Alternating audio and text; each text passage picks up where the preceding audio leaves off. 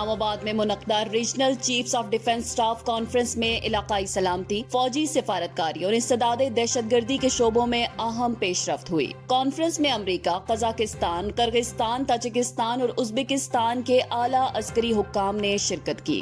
ISPR کے مطابق روابط کو مضبوط، امن کو یقینی بنانا کے عنوان سے منعقدہ اس تاریخی اجلاس کا مقصد دفاعی تعاون، تربیت اور مشترکہ عملی تجربات کا تبادلہ خیال تھا۔ Army chief field marshal Asim Munir نے شرکاء کو خوش آمدید کہا اور کہا کہ سرحد پار خطرات کے اس دور میں تصویراتی مکالمے اور باہمی اعتماد کی اہمیت پہلے سے کہیں زیادہ بڑھ گئی ہے۔ پاکستان خطے میں پائیدار امن، خوشحالی اور تعاون کے لیے پرعزم ہے۔ اجلاس میں خطے کی اسٹریٹجک صورتحال، مشترکہ تربیت، دہشت گردی کے خلاف تعاون اور انسانی بحرانوں میں رد عمل جیسے موضوعات پر تفصیلی بات چیت کی گئی۔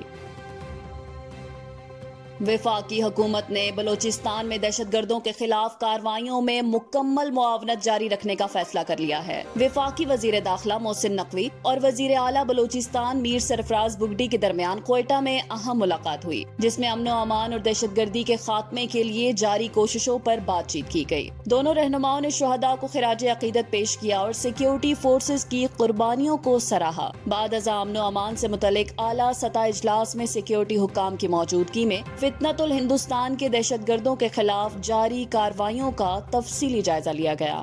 وفاقی وزیر محسن نقوی نے واضح کیا کہ بھارتی اسپانسرڈ دہشت گردوں کو کیفر کردار تک پہنچایا جائے گا اور ریاستی رٹ کو چیلنج کرنے والوں کے خلاف آہنی ہاتھوں سے نپٹا جائے گا۔ وزیر اعلیٰ سرفراز بگٹی نے کہا کہ یہ جنگ صرف سیکیورٹی فورسز کی نہیں بلکہ پوری قوم کی ہے۔ امن کے قیام کے لیے ریاستی ادارے مکمل ہم آہنگی سے کام کر رہے ہیں اور قربانیاں رائیگان نہیں جائیں گی۔ غزہ کے سرکاری میڈیا آفس نے خبردار کیا ہے کہ دودھ کی شدید قلت کے باعث آئندہ چند دنوں میں 40,000 بچوں کی جان کو خطرہ لاحق ہو سکتا ہے۔ عرب میڈیا کے مطابق جاری بیان میں کہا گیا ہے کہ اسرائیل 1 لاکھ بچوں کی زندگیوں کو خطرے میں ڈال رہا ہے۔ بیان میں کہا گیا کہ بچوں کے لیے دودھ اور غذائی سپلیمنٹس مکمل طور پر ناپید ہو چکے ہیں، جس کی وجہ سے مائیں اپنے بچوں کو دودھ کے بجائے صرف پانی پلانے پر مجبور ہیں۔ میڈیا آفس نے یہ بھی کہا ہے کہ غزہ میں ہمیں ایک دانستہ نسل کشی کا سامنا ہے جو اسرائیل بچوں کے خلاف کر رہا ہے۔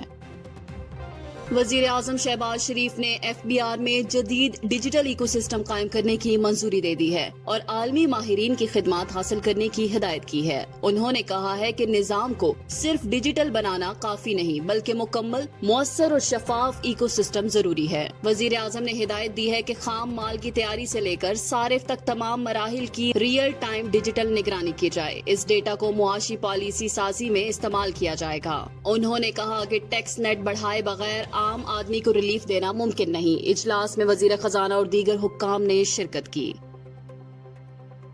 پاکستانی وزیر خارجہ اسحاق ڈار اور ایرانی وزیر خارجہ عباس عراقچی نے غزہ میں اسرائیلی مظالم پر شدید تشویش کا اظہار کیا ہے۔ دونوں رہنماؤں کے درمیان ٹیلی فونک رابطے میں فلسطینی عوام پر ہونے والے مظالم، خاص طور پر مغربی کنارے پر اسرائیلی قبضے کی کوششوں کی مذمت کی گئی۔ ایرانی وزیر خارجہ نے زور دیا ہے کہ غزہ کی صورتحال پر عالمی برادری اور خصوصاً OIC کو متحرک کرنے کی ضرورت ہے۔ ان کا کہنا تھا کہ اسرائیلی پارلیمنٹ کی منظوری کا مقصد فلسطینی شناخت کو مٹانا ہے، جس سے کسی صورت قبول نہیں کیا جا سکتا۔ وزیر خارجہ اسحاق ڈار نے کہا کہ پاکستان غزہ میں انسانی امداد کی فراہمی اور قیام امن کے لیے اپنا کردار ادا کرنے کو تیار ہے۔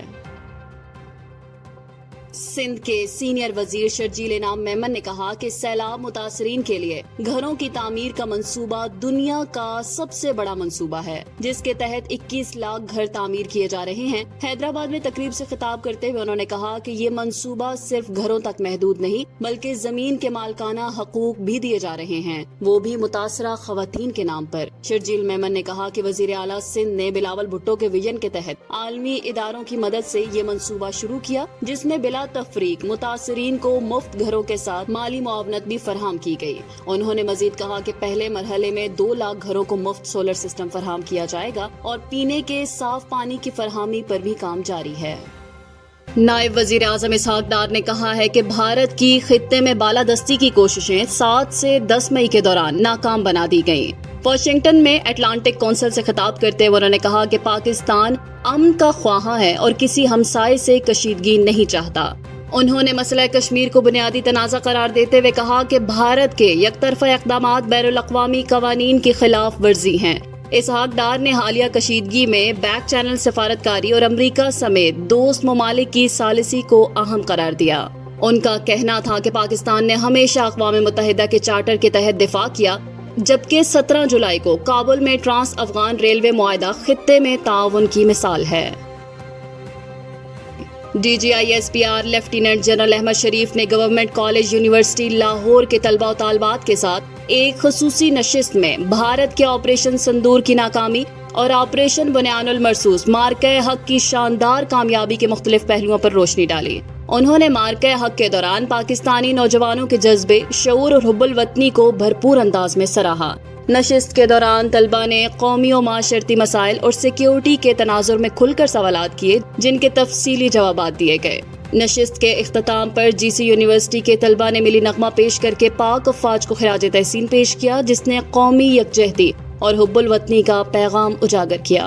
طلباء نے اس ملاقات کو خوشائند قرار دیتے ہوئے مستقبل میں بھی ایسی علمی اور قومی آگاہی پر مبنی نشستوں کے انعقاد کی خواہش کا اظہار کیا۔ چیئرمین پی سی بی اور Asian cricket council Mohsin Naqvi نے ایشیا کپ 2025 کے شیڈیول اور وینیو کا باقاعدہ اعلان کر دیا ہے۔ اپنے بیان میں چیئرمین پی سی بی نے کہا کہ انہیں خوشی ہے کہ ایشیا کپ کی تاریخوں کی تصدیق کر رہے ہیں۔ باوقار ٹورنامنٹ 9 سے 28 ستمبر تک متحدہ عرب امارات میں کھیلا جائے گا۔ ان کا کہنا تھا کہ شائقین کو شاندار کرکٹ مقابلے دیکھنے کو ملیں گے، جبکہ ٹورنامنٹ کا تفصیلی شیڈیول جلد جاری کیا جائے گا۔ یاد رہے کہ ایشیا کپ بھارت کی میزبانی میں منعقد ہوگا اور اس میں 8 ٹیمیں شامل ہوں گی، جن میں پاکستان، بھارت، سری لنکا، بنگلہ دیش، افغانستان، UAE، ہانگ کانگ اور عمان شامل ہیں۔